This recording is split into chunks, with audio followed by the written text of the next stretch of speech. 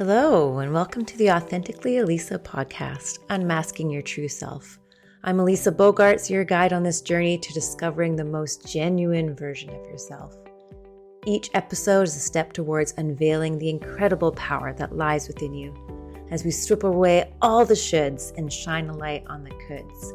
Together, we'll explore the path of self-empowerment, self-confidence, and the courage to be unapologetically you. Thank you for being here. All right, let's dive into today's episode. We're going to talk about how you can go from a loss and how it can show you your purpose, and that the art of goal crushing, and how there can be some steps towards really triumphing over any challenge. And today I have an amazing guest with me, Danielle Lopez. And Danielle's passion for personal development and coaching began back in 2021 after her mother's tragic passing. The event reignited childhood trauma and severe depression, jeopardizing her health, family, and career. And determined to heal, Danielle embarked on a relentless mission to restore her well-being, and her journey prompted her to create Higher Self Transcendence Coaching, a unique blend of positive psychology, spirituality, and sound therapy to foster transformation growth in others. Hey, Danielle, thank you for being here. Welcome. Hello, thank you so much for having me. I'm so glad that you're here. So tell us a little bit more about that journey that you went through from your loss, and how it showed you your passion. Absolutely.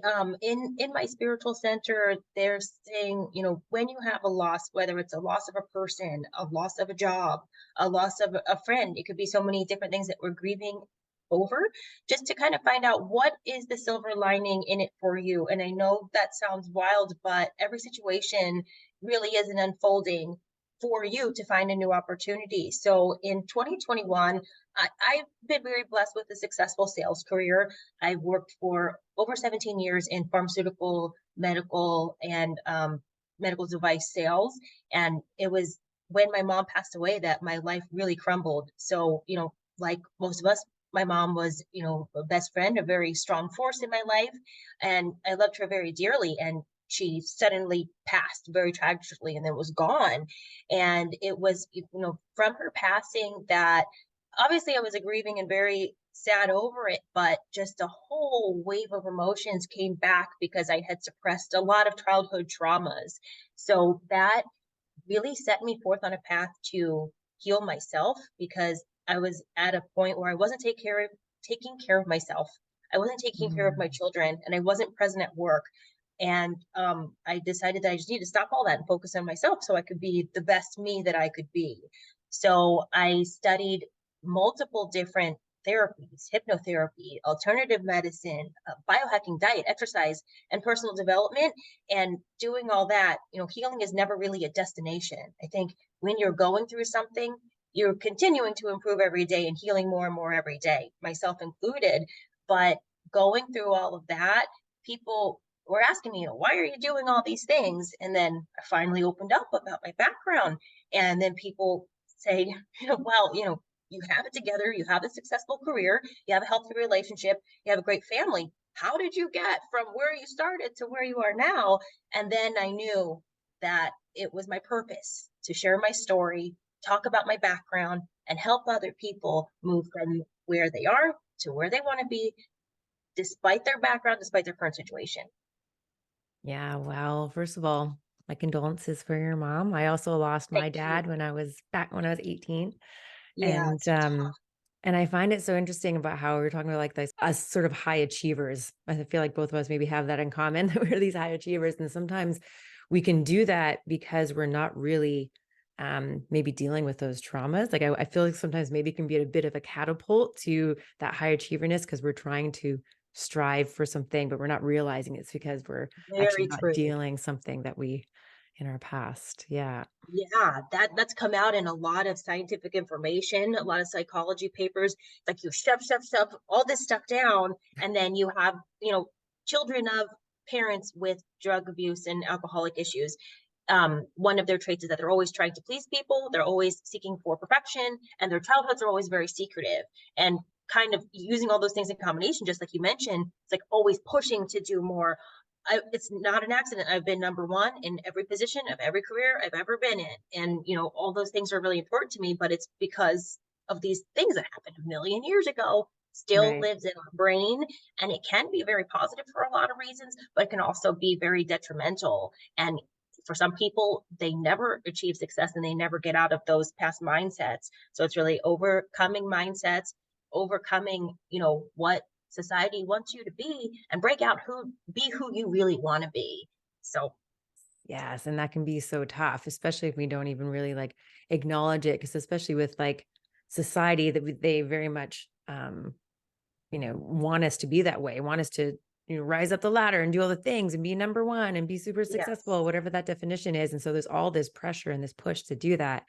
But none of that really to be like, hey, why don't you slow down for a second and maybe take a look at things and why they are. And like, dude, do you really want to be this way? Like, who are you really, as opposed to the way that we all just sort of conformed and kind of have to be a certain way.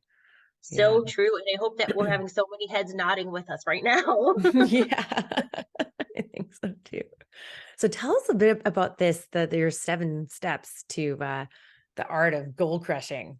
I love goals. I'm all about goals. It's like one of the first things I talk about in like any of my programs. Even if I like kind of adapt my coaching programs, they always start with goal and purpose. Yes, and the funny thing is people have a lot of goals or have a lot of ideas, but they make that statement to themselves, but they never take the steps behind doing what it is they need to do to get to where they want to be. So I put this framework together. It's really a combination of my business background, a lot of the things I've studied over the past few years. And the exciting thing is that you can apply it to your life. You can apply it to any goal you have. So basically, I divided my life. When I was in my pits of despair, I'm like, how am I going to get myself out of this? First, it's to do with my health and wellness. We know there's a lot of links between your mental health and your physical health. Like, I'm going to start here and repair all this. So, step number one, you choose the area in your life and then you rate the current situation from 1 to 10. So, right now, Danielle, how is my life going? I'm really feeling like it's a 5 out of 6. It's not good. Okay. So just having that self awareness and being really honest with yourself of where you are. Next, let's decide, okay, where do you want to be? Well, I think a healthy spot for me would be an 8 or a 9. Okay, great. Well, what does that look like? So one of the parts of my health was, improving my physical fitness. Obviously, we're exercising, we're creating all those positive chemicals that affect your mental health. Right. So I literally printed out pictures of what I looked like when I was at my peak performance. And I put them on my bathroom mirror, in my kitchen when you open up the snack cabinet, all the places where I need to make a decision. And when you encode your brain with something so powerful, your brain looks at it and says, oh, this is what we're supposed to look like. Now, how do I reflect that? Your brain goes inside, you're giving your brain a message like this is how we're supposed to be. So in combination with the strong visuals and exercise and diet, not gonna lie, I went above and beyond where I was before and got back down to like my high school weight and health. And that's a Wow. huge positive boost in so many areas. When you're looking good, you're feeling good, you're having more confidence. I have more energy now to hang out with my kids. So, really painting a vivid picture of what you want to look like, that could be writing it out, that could be making a vision board, but making it also somewhere visual where you can see it multiple times a day. I think that was really critical in helping improve my health and wellness. Oh, I love that so much. That just totally reminded me, actually, just the other day, I was talking with a friend about that, about how growing up when I was, and even as a young adult, so fit, but I never saw it because I was so insecure about my body. Or there were times where I felt, um, like, but I had to almost convince myself, like, no, like you look good, you look good. But then I would constantly be looking in mirrors, looking in reflections of windows, constantly adjusting, like, am I perfect? Am I perfect? I'm like, so it was like this constant kind of like almost, I don't know if it was paranoia necessarily, but I was constantly checking myself because if, one little love handle popped out, then all of a sudden I was disgusting or something, and like, and I have like a figure 8 body. So like, it's like,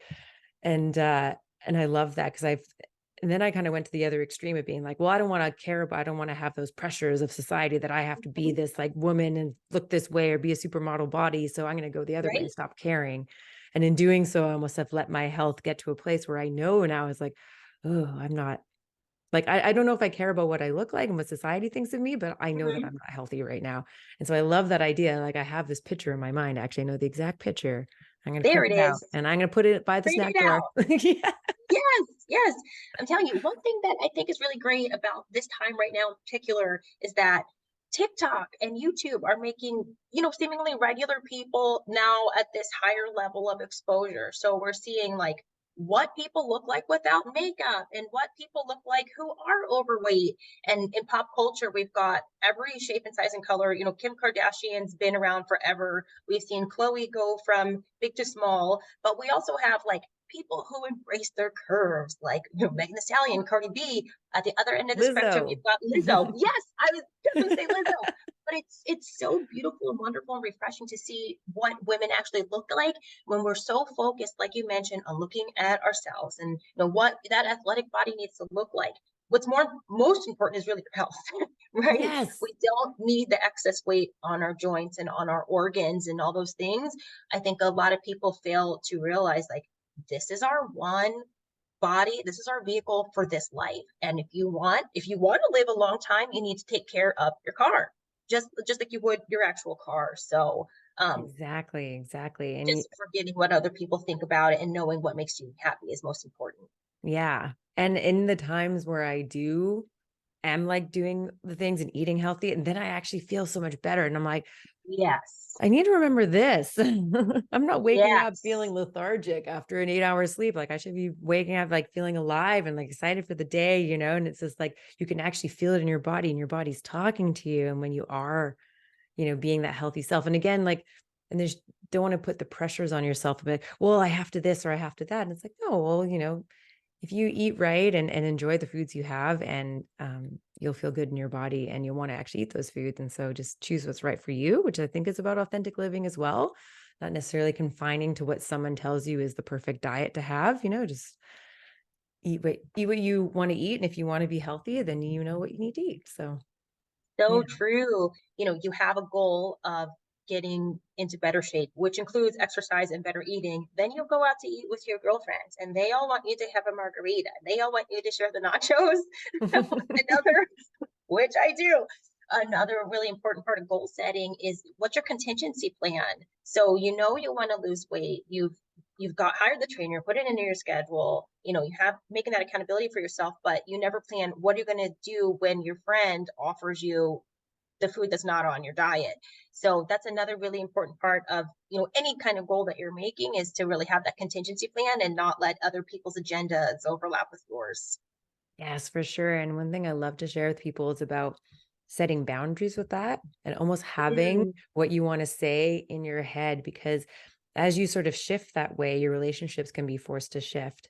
And so, mhm, what can you say to somebody to kind of be like, hey, actually, like my health is really important to me right now? You could have like a little blurb that you want to say to them. And even if they kind of push back on you and pressure you more, you can always offer a healthy alternative, right? So say mhm. like you're going to go for dinner and you know that there's probably going to involve cocktails and nachos.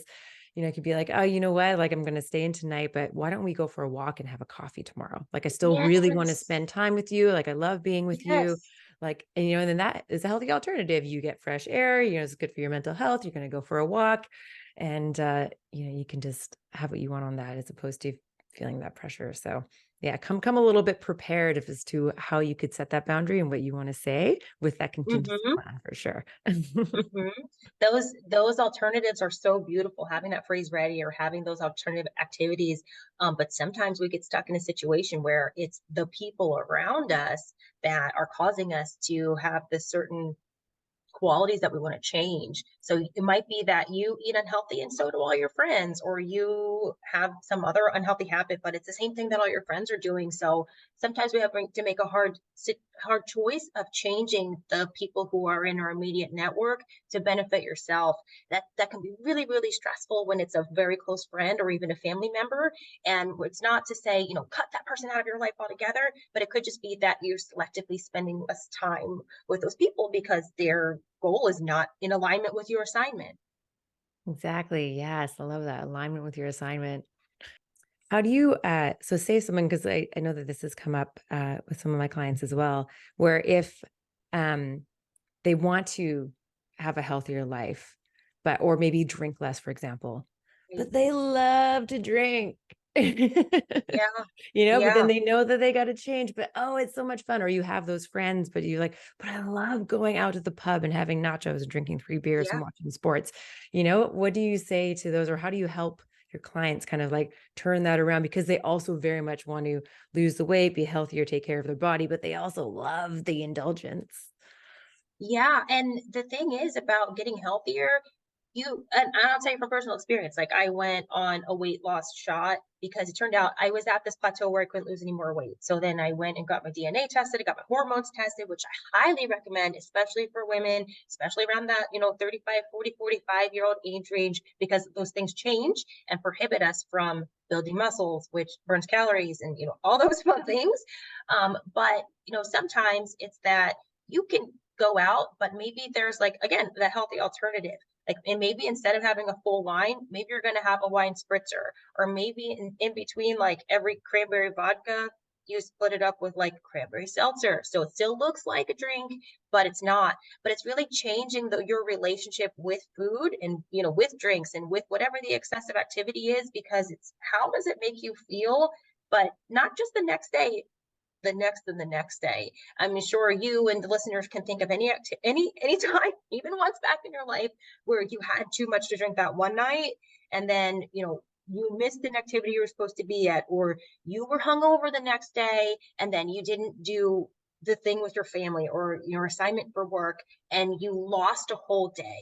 And then do we do that every weekend? Do you lose every Saturday, Sunday because what you did Friday? So what you're doing on one night really has such an effect on you, days later. So if we retrain our minds to think like this food is fuel, and this is fueling my vehicle for life, and I want to extend that life as long as possible, is, really where you have to make the change. But, you can do all the diet and exercise in the world and that diet, and you will gain all the weight back, and you'll go right back to the same activities if you don't train your mind and that relationship with food and that relationship with exercise. Yeah. And this can kind of be applied as well as like all different areas of life, about setting Yep. those goals and having the alternatives and like Yep. how you can do things differently and actually really getting clear on what it is that you want. Yes. Yeah. So having that clarity in that ideal state, writing it out in full detail, posting the pictures, whatever the case may be, that's the next critical step in like my whole 7-step plan. So after that, you have, okay, here's where I am and here's where I want to be. In business, we call what's in between the gap analysis. So it's who do I need to help me with this? What do I need? Do I need extra training? Do I need certain equipment? Whatever the case is. How much? Maybe you need money to invest in your advertising, your business, but deciding what are all those things in between. So once you've done that gap analysis, then you really decide, is this something I'm interested in changing, or am I really committed to it? You decide, okay, I'll do everything in between. I'm committed to it. It then needs to go in the calendar. So when it doesn't go in the calendar, it's like it doesn't even happen. So I have clients who want to set goals in certain areas, like their relationships, their health and wellness, or lifestyle, but they don't necessarily know what the best tasks are. So I have these kind of opt-in calendars with, activities that are already there. So eat a healthy breakfast, 7:45 a.m. And you're going to get a reminder for that, but not just like, hey, eat a healthy breakfast. In the notes are why healthy breakfast is important for your whole day, for your life, and even some suggestions for you. So you can modify those calendars however it works best for you. I'm your accountability partner in that, which is really helpful because some people need someone to kind of kick their butt and keep them in line. But also, if I kind of lost my train of thought. So you've got the calendar, but that really helps keep everything in line for you. Yeah, that's so awesome. Well, thank you so much for taking us through some of your 7 steps for goal setting. Just nearing the end of our time here. Do you have any sort of like final kind of golden nugget that you'd love to share with our listeners? Sure. So I feel, there were times all of us, we would just rather hit the snooze, go back to bed. You don't always want to get up and go out and do the things that you need to do, whether it's too cold out, you're too tired, you just want to have some time for yourself. And that's understandable. And it's okay to have those feelings and honor those feelings and move through them. But every time I don't go out and share my gifts, every time I, decline a certain situation where, I know I could be helping people, I know that's one less person that I'm able to help. And I don't know where the person will be or when it's going to be, but every time that I withdraw myself from those situations, opt out of them, I know I'm not helping someone. So I've just really made it a mission for me to remember to stay activated and to be open to helping people and to share my gifts because gifts are for sharing. They are indeed, and it's so true. That and there's like the ripple effect with that too, right? You help one person That's and right. then that can ripple out and you can end up helping so many other people. That's right. It's about making the world a better place. Yeah. So how can our listeners connect with you online? Yeah, absolutely. So my website is higherself.design. So it's HIGHERSELF.design. So you're designing your higher self. And Mhm. there's a chat bot on there that will come directly to me. We could live chat. Or you can email me at Danielle@higherself.design. Awesome. I'll make sure to have all of this in the show notes for everyone. Well, thank you Thank you. so much for being here and talking to us about your higher self. And it's been really, really great. I haven't talked about health in a long time. And I'm so glad we kind of digged into that. I love talking about health We need because it's it. We really need like it, right? huge with goal setting. And I think it's something that everybody can really like connect with and resonate with. So thank you. Thank you for having me. Yeah, no problems. Thank you so much for listening to this episode. I hope it inspired you to live a more authentic life. I'd love your help in inspiring more people to live authentically. So please follow, rate, and leave a review so we can create a ripple effect of authenticity. Until next time, stay true to you, be bold, and thrive on your own terms. This is Elisa signing off authentically.